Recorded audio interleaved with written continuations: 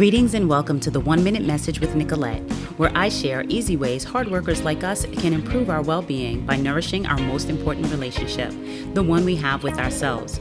The focus of this 30-day self-care series is journaling for introspection, reflection, and action. Each day I'll provide one journal question or sentence starter for you to consider and respond to in writing.